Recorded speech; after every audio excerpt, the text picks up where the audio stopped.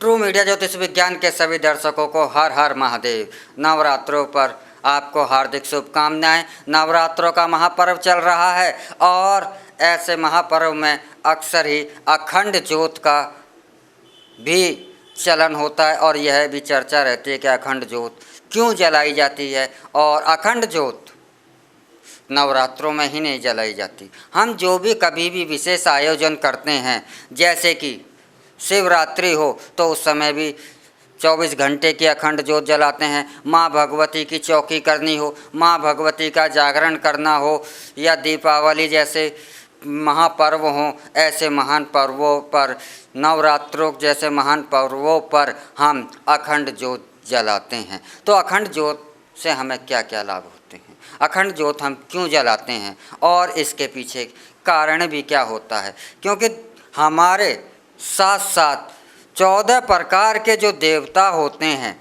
यह 14 प्रकार के जो ये देवता हैं, यह सदैव ही हर परिस्थिति में हमारे साथ रहते हैं। जैसे सूर्य देवता, अग्नि देवता, जल देवता, वायु देवता, इस प्रकार के जो 14 प्रकार के यह देवता होते हैं, यह सदैव हर परिस्थिति में हमारे साथ रहते हैं। तो इन्हीं 14 देवताओं में से एक अग्नि देवता हैं, जो कि हमारे साथ सदैव हर परिस्थिति में हमारे साथ रहते हैं, जब तक कि हम इस जीवन का कार्य पूर्ण नहीं कर लेते।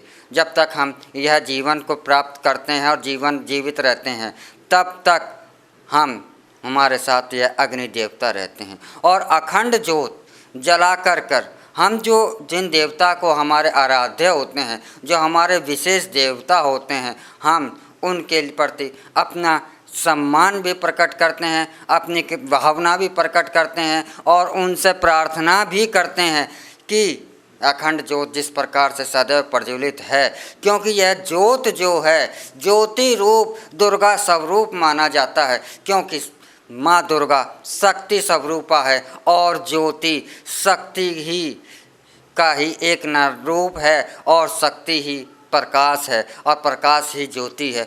तो ज्योति जो है अखंड होती है। तो यह अखंड ज्योति जब घर में स्थापित की जाती है या किसी विशेष आयोजन पर की जाती है, तो यह अखंड ज्योत जो है यह इसी कामना के साथ करी जाती है कि यह प्रज्वलित ज्योत जो है यह सदैव ही मेरे जीवन में प्रकाश रखे, यह मेरे जीवन में आनंद प्राप्त हो और अखंड ज्योत के द्वारा से जीवन के अंदर सुख, वैभव, शांति, धन, संपदा, संतान सुख इत्यादि के जो ये सुख हैं वह सदैव ही प्राप्त होते रहें और दरिद्रा जो है वह जीवन में कभी भी साथ ना आए और जीवन में उसका प्रवेश दरिद्रा का ना हो। इसी कामना को लेकर के अपने आराध्य देवी या देवता हैं उनके प्रत्यक्ष अखंड ज्योत जलाई जाती है और यही प्रार्थना की जाती है कि यह जो प्रकाश है यह कभी भी खंडित ना हो, क्योंकि यह प्रकाश जो है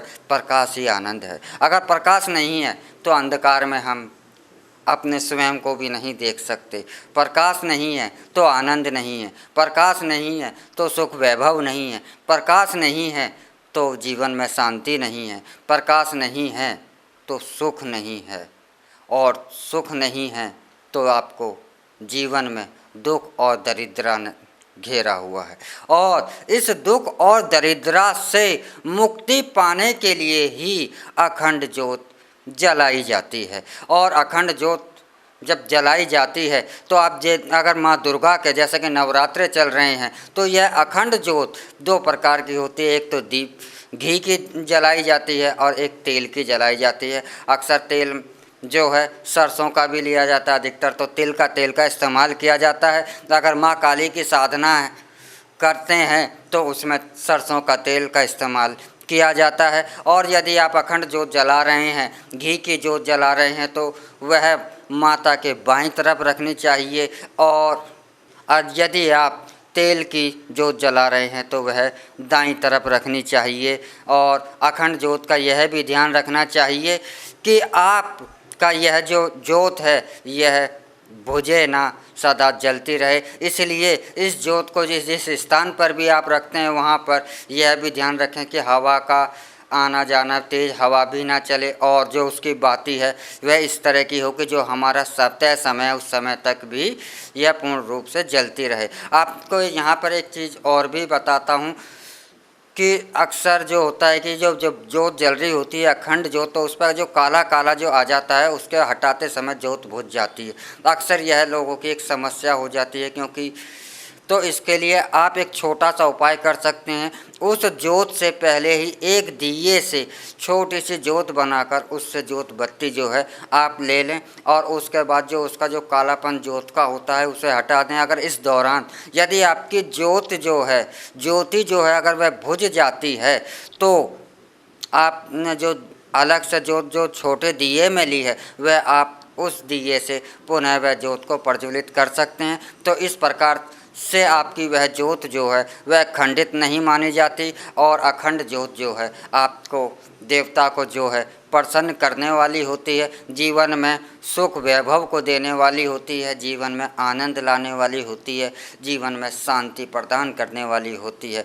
तो अखंड ज्योत का यह महत्व नवरात्रों में और विशेष अवसरों पर बहुत ज़्यादा होता है, इसलिए हमें विशेष पर्व के समय अखंड ज्योत अवश्य ही जलानी चाहिए। और इसी के साथ हम आपसे विदा लेते हैं। अगले एपिसोड में हम आपसे फिर मिलेंगे एक नए विषय के साथ, एक नई जानकारी के साथ। तब तक आप हमारा ट्रू मीडिया ज्योतिष विज्ञान को लाइक शेयर कमेंट करना ना भूलें और जो दर्शक हमसे नए जुड़े हैं वह जल्द से जल्द इसे सब्सक्राइब कर लें और लाइक शेयर कमेंट करना भी ना भूलें। और जो इसी के साथ हर हर महादेव।